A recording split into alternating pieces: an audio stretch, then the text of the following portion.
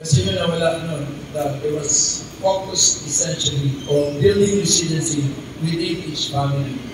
Because as a if families in Lapuan, they should know what to do. Because I will not be there to protect them in case there is a typhoon, there's a tsunami. So you should build resiliency within the family.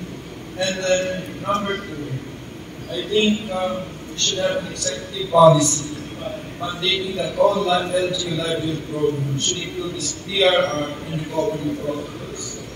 And there should be, I think, work with DAGNA as well as ADP and SBC, Small Business Corporations, Small SBC, to make calamity loans automatically available to affect businesses once the state of calamity is declared. That is not in the law of the Republic of Council.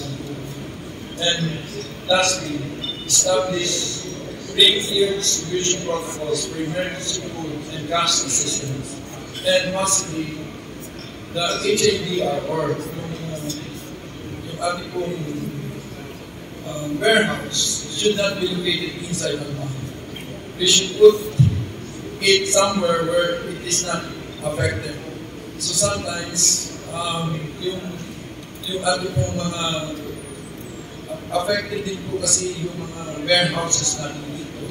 So as Cedric and I were proposing that we put distribution a warehouse wherein